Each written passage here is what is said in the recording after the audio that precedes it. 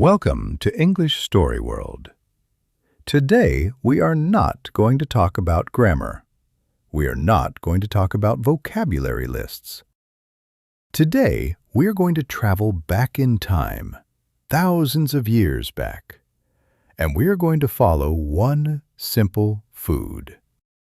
A food that you probably ate this morning.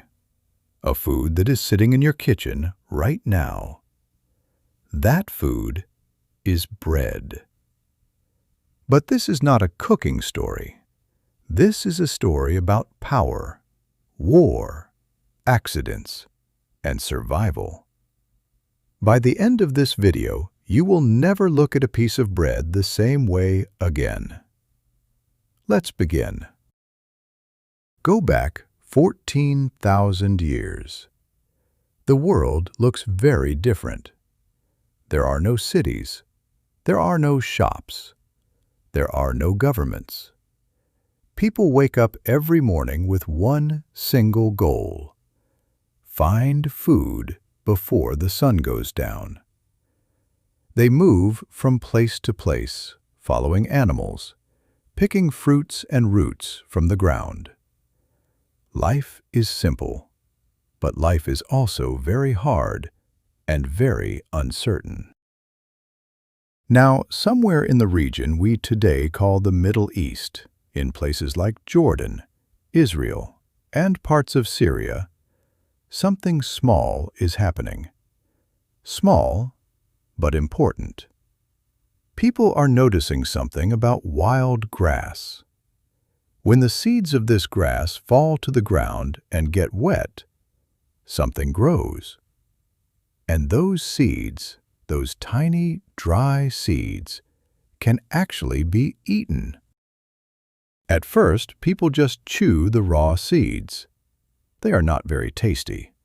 They are hard. But they fill the stomach. And more importantly, those seeds can be stored. You can collect them and keep them for days, weeks, even months. For people who never knew where their next meal was coming from, this is a big discovery. Then one day, and nobody knows exactly when or where, someone crushes those seeds between two stones. They add a little water. They mix it into a paste. And they place that paste near a fire. What comes out is not soft bread like we know today. It is hard. It is flat. It is more like a cracker than a loaf. But it is food. It is filling. And it can travel with you. Archaeologists found evidence of this early flatbread in a place called Shubaika in Jordan. The bread was about 14,400 years old. 14,000 years. Think about that. The bread we eat today has a history longer than almost everything else in human civilization. But here is where the story gets really interesting. Once people learned to grow grain on purpose, not just collect it from wild grass, but actually plant it, water it, protect it, and harvest it, everything changed. And I mean everything. When you plant grain, you cannot just walk away. You have to stay. You have to water it. You have to protect it from animals. You have to wait for the right season to harvest. For the first time in human history, people stopped moving.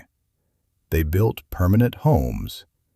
They stayed in one place.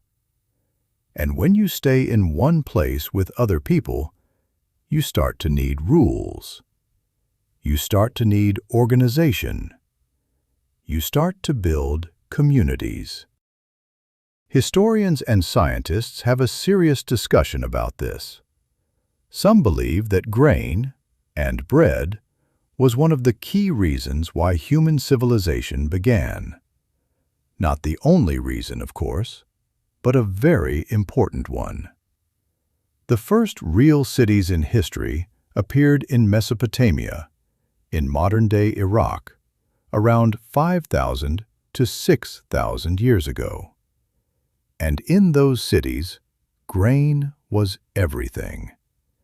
It was food. It was money. Workers were paid in grain. Soldiers were fed with grain. Temples stored grain. Governments controlled grain. If you controlled the grain, you controlled the people. In ancient Sumer, one of the first civilizations in the world, there are clay tablets, small stone records, that list grain payments to workers. Bread was not just food. Bread was the economy. Now let's talk about Egypt, because Egypt takes the story of bread somewhere completely new. The ancient Egyptians were the first people to make leavened bread. That means bread that rises. Bread with air inside it. Soft bread. The kind of bread we mostly eat today. How did this happen? It happened by accident. At some point, an Egyptian baker left a mixture of flour and water sitting out for too long. Wild yeast, tiny organisms that float in the air, got into the mixture. Those yeast organisms started eating the natural sugars in the flour, and as they ate, they produced a gas called carbon dioxide. That gas created small bubbles in the dough. When the baker finally baked this forgotten dough, it came out bigger, lighter, softer, and it tasted better. The Egyptians did not fully understand why this happened. They did not know about yeast. They did not know about carbon dioxide. But they were smart enough to notice that it worked.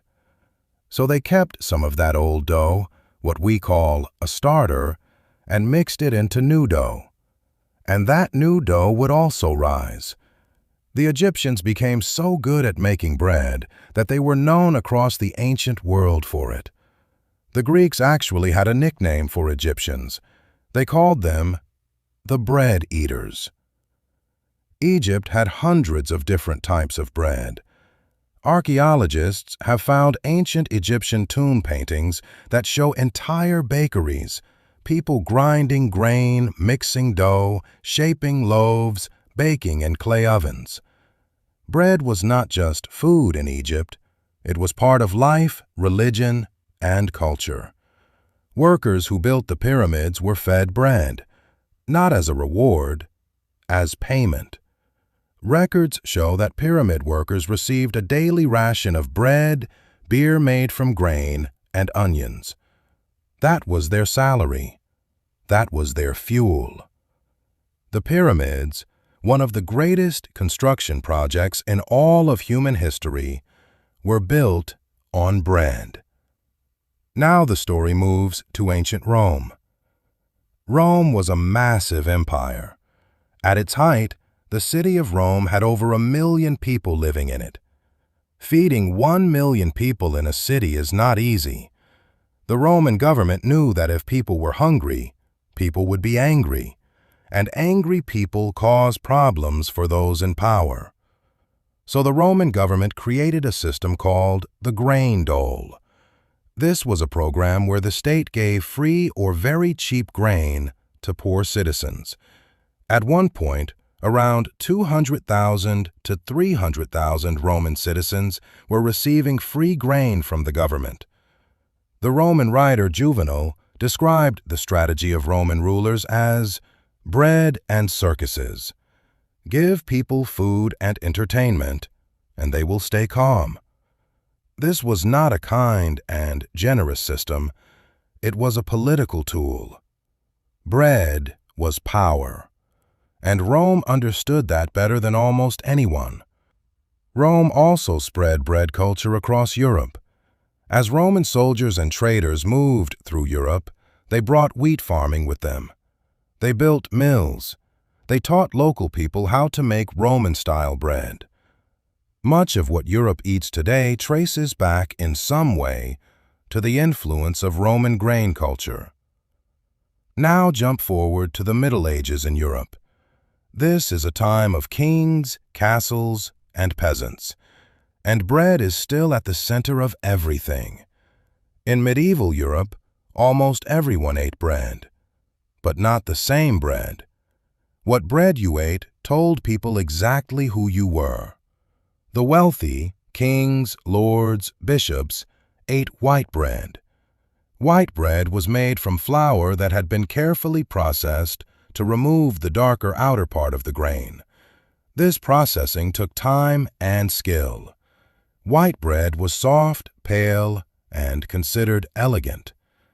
Poor people, farmers, laborers, servants, ate dark bread. It was made from cheaper, rougher flour. It was heavy and dense. Dark bread filled the stomach, but it was not considered refined or special. There was even a tradition in wealthy households where the lord of the house ate his meal on thick slices of old bread called trenchers. These bread trenchers worked as plates.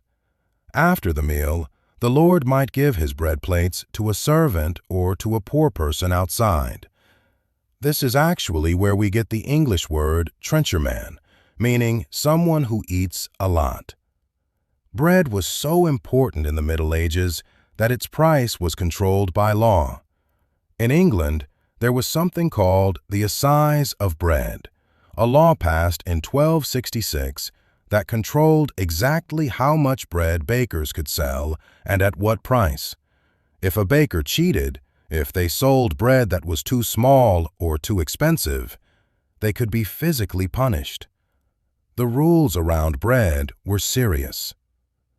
Now we come to a moment in history that changed the world forever: the French Revolution.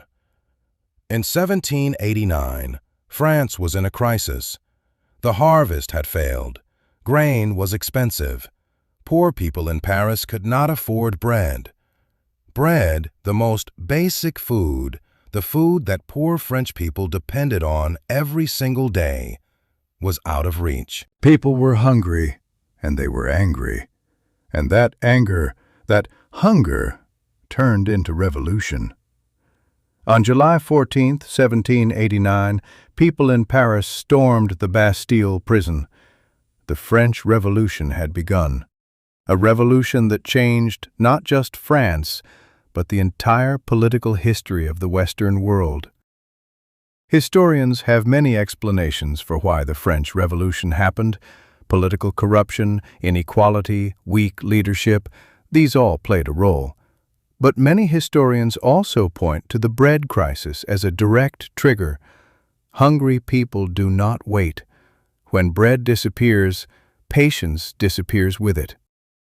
There is a famous story, probably not fully true, but still famous, that when Marie Antoinette, the Queen of France, was told that the people had no bread, she said, "Let them eat cake."